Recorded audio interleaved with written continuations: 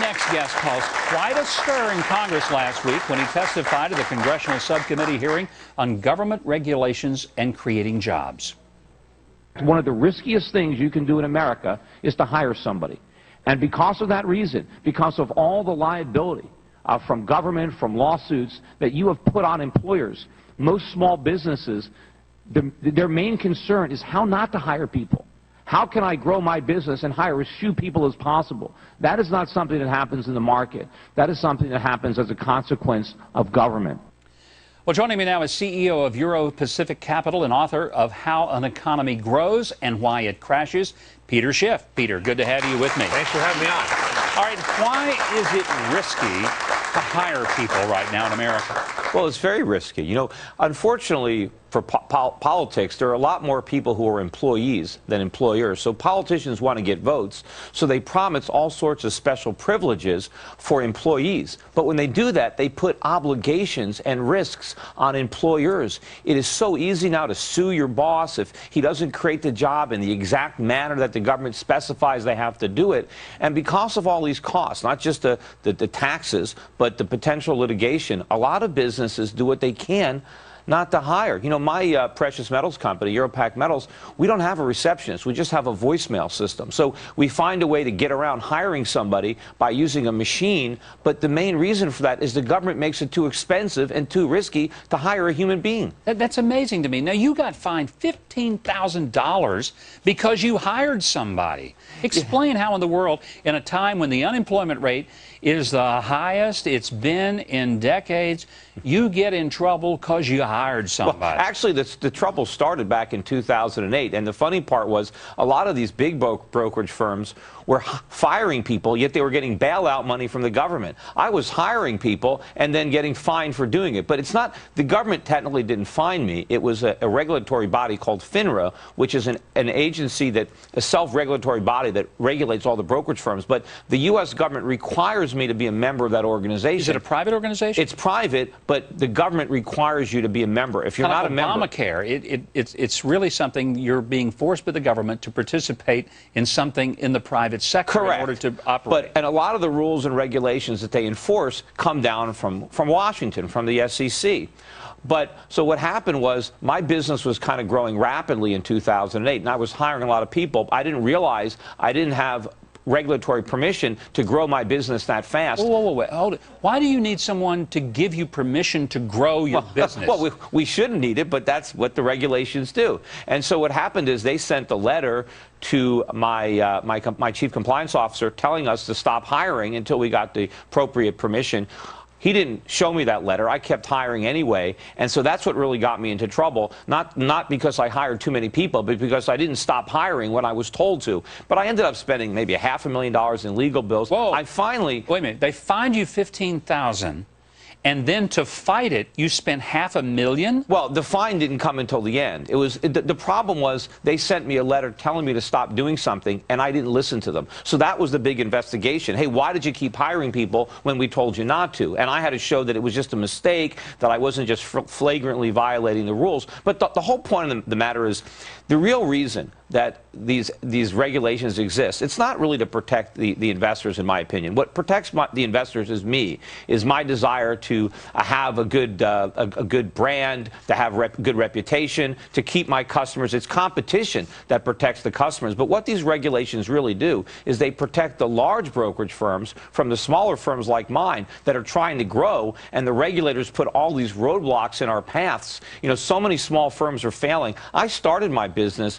back in 1996. There is no way that if the regulations that are in effect today were in effect back then, it would be impossible. I wouldn't have had the resources to overcome the barriers. Now, I guess one of the things I'm trying to understand, and maybe you can help me, but if I were the people who had fined you, what is the rationale for saying that they've got to give permission in order for you to hire people? Well, they tell you how many reps you're allowed to have and how many you're allowed to add. And then there's a safe harbor rule that says you can add a little bit more than that. I went through the safe harbor rule. I was a small firm, and I was getting a lot of new business in 2008, because, you know, I had a book that came out, Crash Proof, and a lot of the forecasts were coming true, so people were seeking out my services. So I had to hire more people. And the supposed rationale is the regulators want to make sure that if your business is growing that rapidly, that you have enough of the compliance oversight to make sure that all the rules and regulations are being enforced. And, you know, the process of getting permission to hire more people, it's not just a simple form. It's a complicated document that needs to be filled out right. It needs to be submitted. It's not an easy task, but I just finally got permission, it was last week, to grow the business. So I'm glad that I got it. I would have liked to have been growing the business a couple of years ago, but I finally got permission to do so. Peter, jaws are dropping all over America. That's the sound that I'm hearing, even in New York, as people are amazed that in a very tough economy, when people need jobs, the government puts roadblocks between you hiring people and people coming to work. All regulations are roadblocks. I mean, regulations increase the cost of hiring people. And whenever you make something more expensive, you know, there's less demand for it. And hiring people is very expensive. Running a business, for a lot of businesses, the difference between profit and loss are the regulations. You know, I spend more on compliance. I've got a whole compliance department. I spend more on compliance than on rent. I have 6 offices. I have 2 offices in Southern California, 1 here in Manhattan. My rent is tiny compared to what I have to spend every year just to stay in business. Incredible. Look at my legal bills. All my legal bills have to do with compliance. I pay more in legal bills than I do in rent. And, well, you are hiring people. Unfortunately, they're all lawyers. That's pretty evident.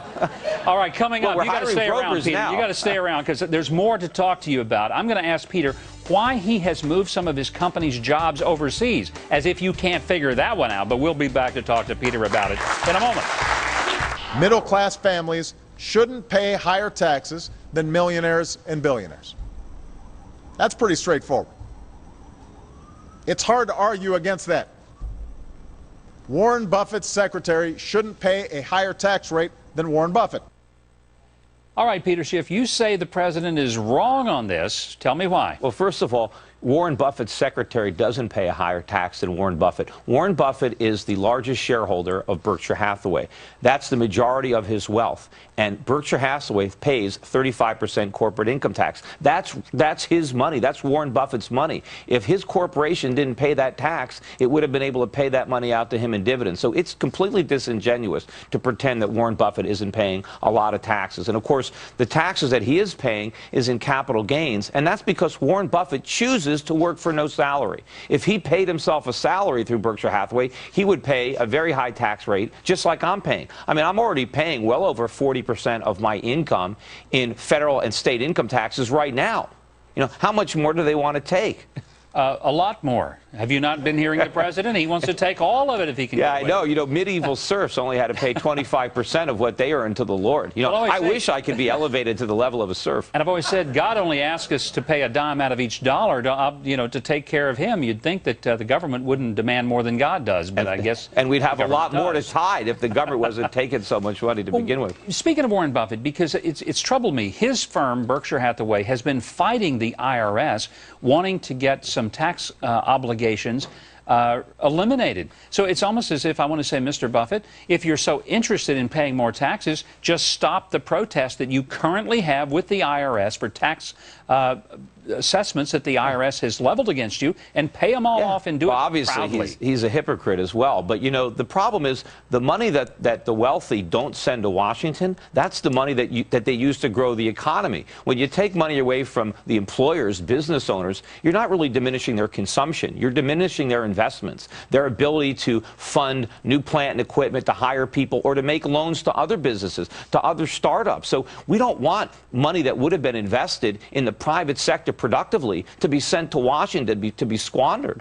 Now, you have also moved jobs overseas, jobs that could have been in America, but you said you really didn't have a choice. Why is it easier to move a job overseas than it is to hire somebody right here at home? Well, first of all, I had to open up a bank offshore for my international clients. My brokerage firm, Europe Pacific Capital, I used to take clients from the UK, from Australia, from Hong Kong, from South America.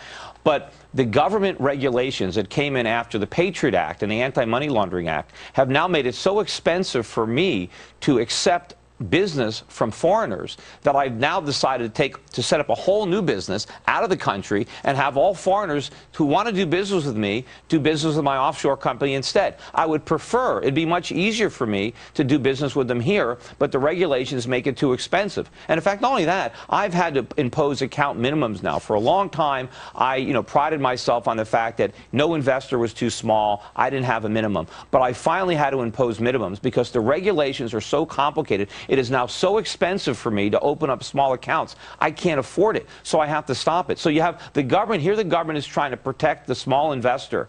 But now the government has made it so expensive to even deal with the small investor that no one will take their accounts. So now they have to go and do it all on their own at a discount broker. The government has protected them from getting good advice. You know, Peter, as we talk today, I guess I'm just stunned with the harsh reality. We hear it as a great part of political talking points in political speeches, but you have put the specifics right down for us to understand the very hard facts of how government, not just that government does it, but how does government get in the way of business and make it hard to function, hard to hire, hard to make a profit. Peter Schiff, I want to say thank you for being here. It's been a pleasure to have you here. Peter Schiff.